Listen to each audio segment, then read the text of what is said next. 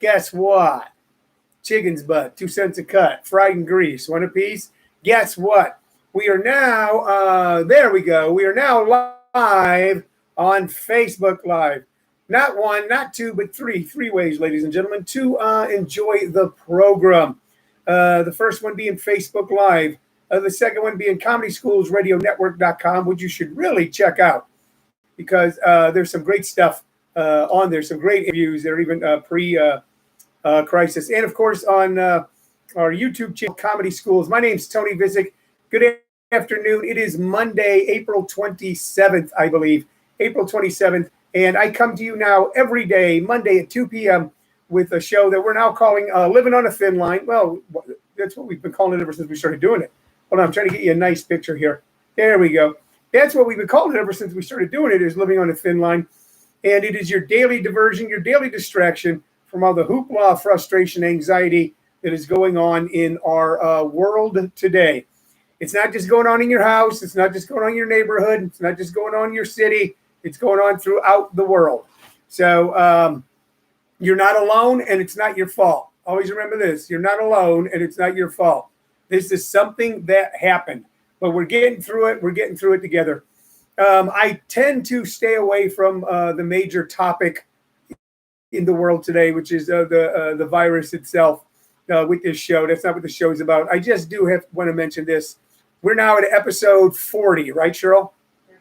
39. Tomorrow will be episode 40. That means for 40 days now, we've been adhering strictly to the quarantine. We've been adhering strictly to the quarantine here in Arizona since March 15th or 16th. Okay, it's been difficult, as it has been for all of you. It's been tough, as it has been for all of you. There's things we want to do that just seem like the most normal thing in the world, and we can't. All right? I know that. All right? But here's what we also know, is that we are achieving phase 1, which is getting the infection rate down quite a bit.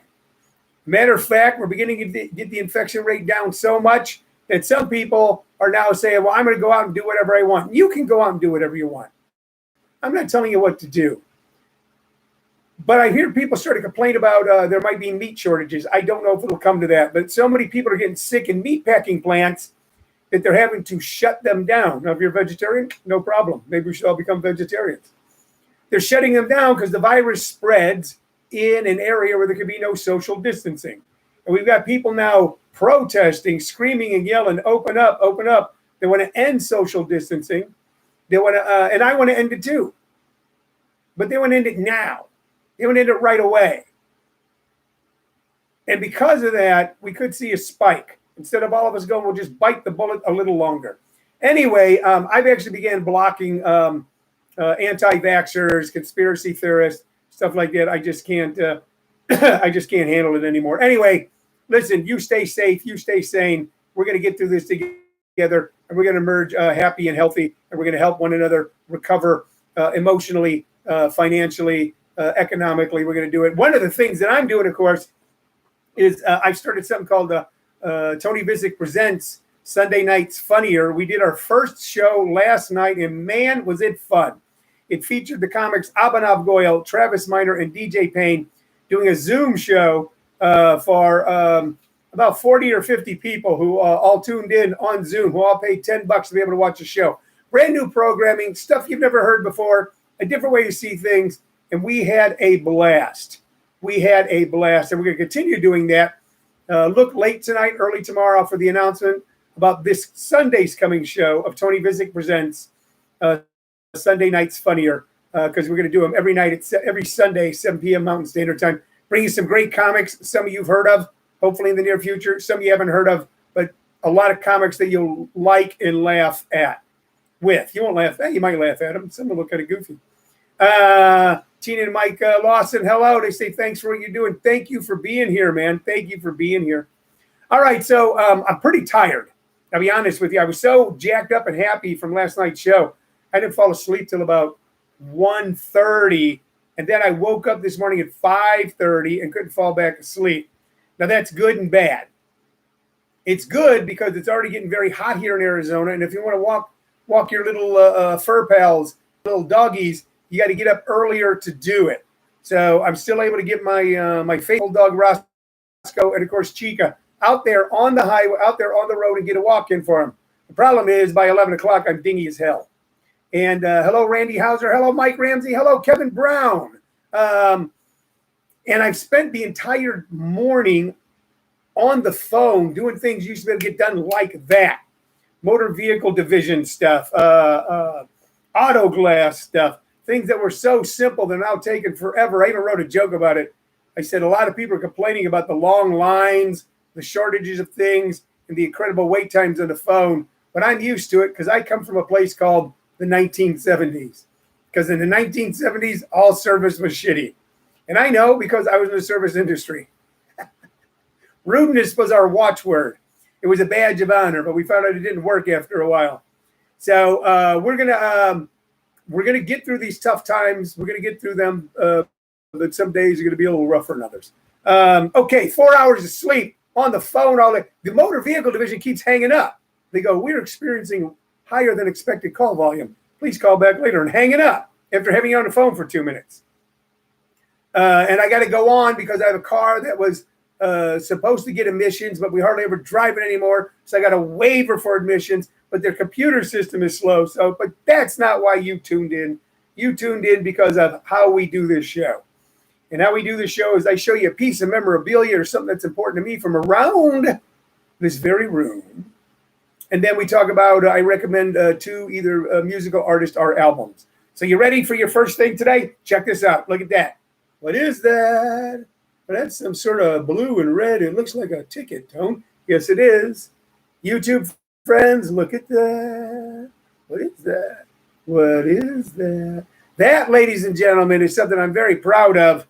And it is Section 316, Row 8, Seat 13, Terrace Reserved, $125, Game 4 of the 2004 World Series, where it was the St. Louis Cardinals against when the ticket was printed, they didn't know who was going to win the American League yet. Unfortunately, it was the Boston Red Sox. And I was there, Game 4, 2004, the only World Series I ever went to in my entire life. My hometown team. I did not live in St. Louis. I lived in Los Angeles. My brother Jerry did not live in St. Louis. He lived in Los Angeles. But we flew from Los Angeles to St. Louis. It's been a fortune to go see a baseball game in a neighborhood that we grew up in as poor kids. And it was one of the worst damn baseball games I ever saw in my life. 4-0, 4 games in a row. Boston wipes out the St. Louis Cardinals in the 2004 World Series. And by the way, breaks their streak of decades of never being in or winning a World Series. They were even crappy seats. By that time in my life, I was starting to sit in pretty nice seats. Not, right behind home plate, but down low. But these were the kind of seats that we sat in when we were little kids and you went on an outing way back up, in the what would be considered a bleacher somewhere. The bleachers, yeah. But it was a World Series game. It was the only World Series game I ever went to. But I'm always happy in my heart to know that with my love of baseball, not a fanatic, but I love it, that I was able to see a World Series game and I was able to see it with my brother Jerry. So that's our memorabilia for the day. It is a commemorative ticket from the 2004 World Series. Thank God later on, the St. Louis Cardinals went on to win some World Series and also play what some people say is the best game that was ever played in baseball, Game 6 of the 2011 World Series. Yeah, they were nosebleed sections. That's true. But it was a World Series. It was a World Series. So it was really, really cool. A couple things to tell you about. Once again, watch my page, Tony Vicich. And if I don't have your email, send me your email so you can go on our email list. We're going to have a great show this Sunday night. Tony Vicich presents, not prevents. Sunday nights funnier, 7 p.m. Mountain Standard Time, live comedy shows on Zoom. Do they work? You're damn right they work. And why do they work? Because I've been working with a lot of these comics so that we can learn how to present a great show for you on Zoom. Okay? And they are embracing it when a lot of people are going, oh, no, I think I'll wait. Well, you know what? We're living a day at a time. I've lived a day at a time since the day I got sober. We're living a day at a time. We're doing everything we can in a single day for our happiness and our health and our peace of mind. So you're going to want to watch for that. Also, if you ever thought about doing a stand-up comedy workshop, soon we'll be announcing new dates for our upcoming workshop. So you want to watch for that as well. Wherever you are in the world, even if you've ever thought about doing stand-up comedy and you just want to learn how to do something different, you might consider one of our workshops. All right. Let's get to the records. Which one should I go with first? All right, I'll go with, I think in the order of coolness. And both these guys, super, super cool. Super, super cool. But I'm going to go in the order of coolness, with the first one being slightly less cool, but not cool, very cool, but slightly less cool than the first one. All right, and here we go. Here's your first album of the day. Check it out. Check it out. There on YouTube, you can make out what that says. On Facebook Live, you have a little difficult time because it's backwards. And you can't see it all on Comedy Schools or RadioNetwork.com. So I'm going to tell you what this is. Pretty cool looking album cover. This is an early, not early, but early B.B. King album. B.B. King, Back in the Alley, the classic blues of B.B. King. And this is on something called Bluesways record. I mean, way back. The songs are Sweet Little Angel, Watch Yourself, Don't Answer the Door, Paying the Cost to Be Boss, Sweet 16, Gambler's Blues, I'm gonna do what they do to me, Lucille, and Please Love Me. Now you may have noticed that none of those songs are the big major hits that those of us who love B.B. King that we know him for. All right, but it's still a great B.B. King album. So I've always bought albums from like before the artist was famous. They go, well, don't you want their hit? I go, I can hear that on the radio all the time. It's easy to find. But finding this little gem, B.B. King Back in the Alley, which came out in 1973, but I think a lot of this was recorded before that, was pretty cool. I'm looking to see if there was anybody. So a lot of this was live at the Regal. Let me see what else. They came off of earlier B.B. King albums, live at the Regal. What else? The Electric B.B. King, Blues on Top of Dollars. The Electric B.B. King once again. Blues is King. Blues on Top of Blues. Lucille, and live at the Regal. So way before a bunch of white kids on pot became aware of B.B. King, he was a major artist to people that love the blues and, of course, in the African-American community. This album, B.B. King, Back in the Alley, gives you a window into the man when he was still fantastic, but before his great rise to fame. So if you want to check out like one album, just YouTube B.B. King live at the Regal, and you'll just hear some hot stuff, man. Hot stuff. So that's our first album of the day, an offbeat, little-known album by B.B. King. It's the best off of albums that were even more or less known. Okay? So B.B. King. Now, who do I think is cooler than B.B. King? You go ahead and guess. I'd like to see somebody put it on Facebook Live right now, or on YouTube, or on ComedySchoolsRadioNetwork.com. Who is cooler than B.B. King? As a matter of fact, who is cooler than anyone? I'll give you a hint. He's no longer with us. Then I'll tell you who's the coolest guy in the world now. Not this guy isn't, but this guy was the epitome of cool. This guy may have given birth to the cool. So does anybody know who I'm possibly talking about? Coolest guy in the world, coolest musician in the world. Yeah, nobody can guess. Kevin Brown just put up, okay, B.B. King. Yeah, okay, all right. But now, so who would be cooler than B.B. King? That is the question. The first person that answers gets to answer. That's the prize you get. Elvis. Not Elvis. No. Randy, I almost says Ray Charles. Great guess. But keep in mind, it's all subjective, but I'm going to say no. Okay, not Ray Charles, same level of cool as B.B. King. Okay, same level of cool. This guy that I'm talking about right now, head and shoulders above everybody when it comes to cool. Jerry Lee Lewis. Not Jerry Lee Lewis. Shirley, the producer, says Jerry Lee Lewis. By the way, if you're sitting home right now, I want y'all to give a hand to our producer of this show, who also produced last night, Tony Vicich Present. And it went well because of her. As a matter of fact, I was telling one of the comics, I was telling Travis Minor, without her, we'd be doing the show with a Dixie cup and a string. Kevin Brown has guests Jimi Hendrix and Chuck Berry. Both cool, but not as cool as this guy. I'll take one more guess from anybody who's on right now, and then I'll show you the record album, and then you'll see why. Anybody else? Anybody else? Anybody out there? Anybody at all? This is Signal 93284, reaching out to anyone at all. I could do the show like this, like some sort of like cool. So Arthur Belkind is on. Arthur, the question is, who was cooler than B.B. King? Who was the coolest guy in all of cooldom, as far as musicians go, and probably as far as human beings go as well? Downstairs. Oh, okay, yeah, but you can't guess, Shirley. That's Why not? Because Shirley guessed right. Shirley did guess right. She did. So I guess I'll reveal it. If anybody else will make one more guess. Arthur Belkind is watching. Hi, Arthur. Tina Mike loves and Bat King Cole. I guess. Nah, but it was funny, you guys, that you put Bat King Cole. Ed Vanderlee says Frank.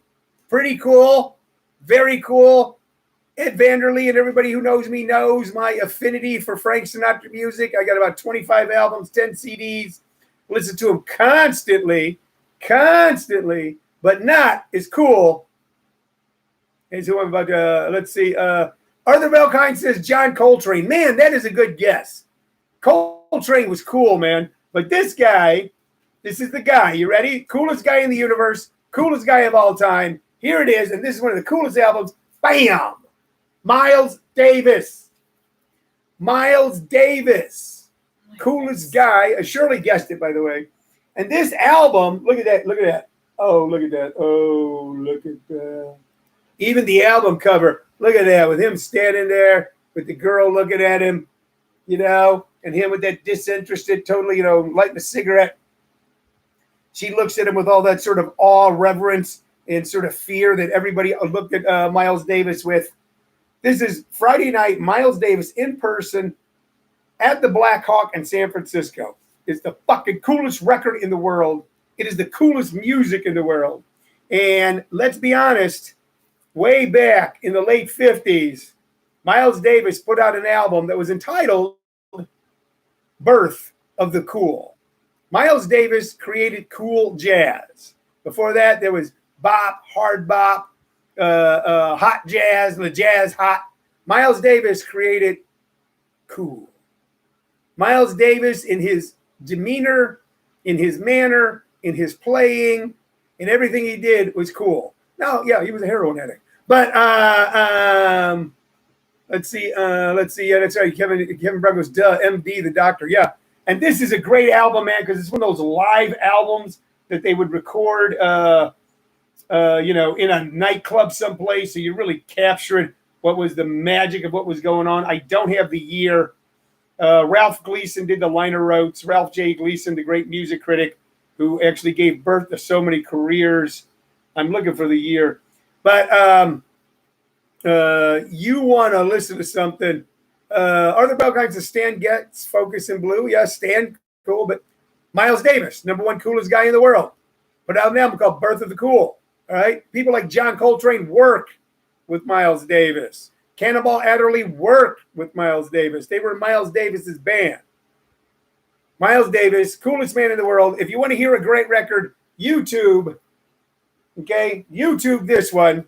And even if you can get a look at the album cover, because it's so great the way it's done. Miles Davis in person at the Black Hawk, San Francisco, Volume 1. I never found Volume 2. And unfortunately, I cannot find the year on here. But if you want to hear something, listen like So What by Miles Davis. Ed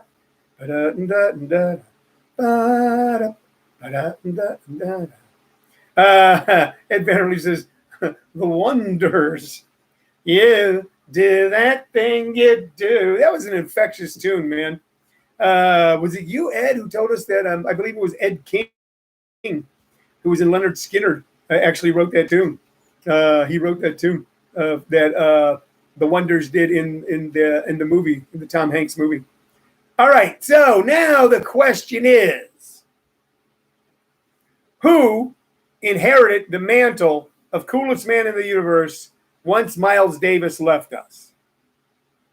Now that Miles is no longer with us, there is someone who still trods terra firma, and it's a mighty footprint he leaves in both his demeanor and in his personality, in his opinions and in his music. There's a guy who is now the coolest guy in the world. And by the way, he's not the leader of his band, although there's really not a leader in the band that this guy's in. Generally, if you're going to ask who the leader of the band is, they would not say that it's this gentleman. So who, now that Miles Davis has left us and is playing in that great jazz band in the sky, is the coolest guy in the world? Anybody want to guess? Anybody at all? Ed Vander says Tony Vicich. Oh, yeah. That's right. 64-year-old men who live in America. Yeah, we are. I'm a swinging cat, baby. I just, man, I just like to be like like far out, man. Flow, man. Just like flow. That's not me. Randy almost says John Taylor. John's a very cool guy, by the way, and a wonderful guy. He is pretty darn cool. But he's so down to earth. It's such a decent guy. Arthur Bell guy says Pee Wee Juanita Herman. Arthur, I don't think you mean that. Okay. John Taylor, Tony Vicich. What do you say? What'd you say? Shirley said something. She's over here guessing. You know what? And Ed Vanderlee, you will agree with this. When someone's working for the station, they can't win the tickets, right? Like if you're having a contest, like your intern or the production assistant or producer, they can't win the tickets, even though you're not winning anything for this. But she did guess right on the first one. All right, you ready? I'm going to tell you who's the coolest guy in the universe right now that Miles Davis is no longer with us. No arguments, hands down, 100%. Ladies and gentlemen, Keith Richards is the coolest guy in the universe. He is a Superman amongst supermen, a man who's been counted out so many times that the number is larger than pi. It is infinite. Keith Richards, who actually started out as the sort of third guy in the Rolling Stones. It was Brian Jones's band. Then of course Mick singing, and then Keith on rhythm guitar. Charlie Watts on drums, Bill Wyman on bass. It was kind of like the third. If you're going to put him in order of who was important to the band, has become one of the most important members of the band. And because of the laid-back thing that he does, I feel it's aged better than Mick. Although Mick is aged, as far as age goes, he's aged pretty darn well. I've seen the Rolling Stones many times, starting with their Exile on Main Street tour, all the way up till a few months ago here at the Glendale Stadium. Mick did a fantastic job, as did Ronnie, as did Charlie. But Keith with that manner, Keith with that style, Keith, the riffmeister, who's come up with so many great riffs, just fooling around on those six strings. The way he talks, the way he holds his cigarette, the way that loose limb kind of thing he's got. I saw Keith Richards without the Rolling Stones at an incredible show about 15, maybe 20 years ago. It was a tribute to Graham Nash, and I saw him do a duo with Norah Jones. No, not Graham Nash, Graham Parsons from the Flying Burrito Brothers.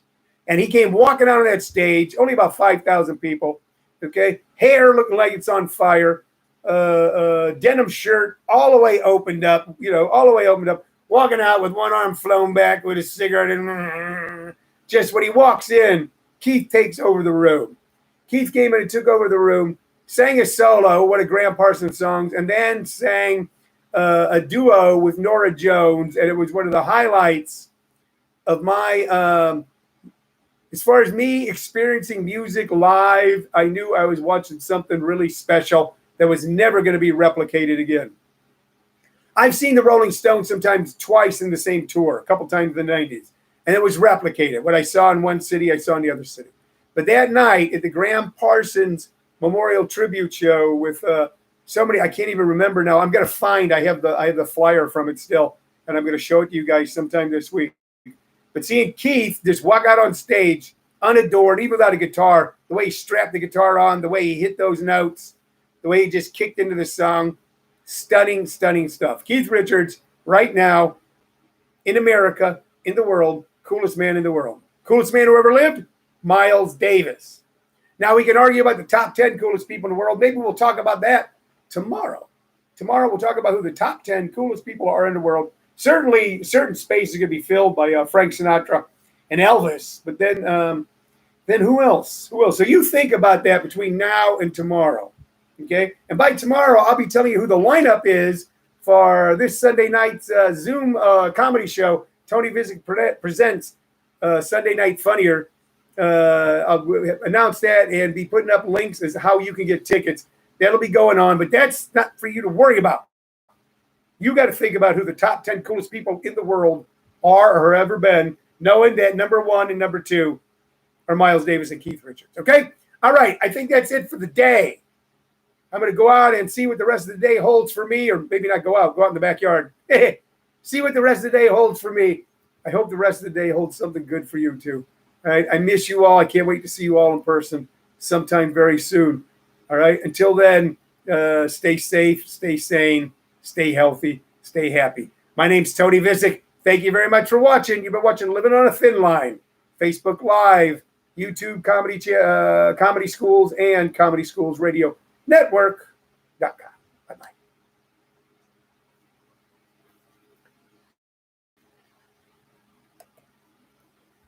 That's a good topic for tomorrow. 10 coolest guys in the world in history.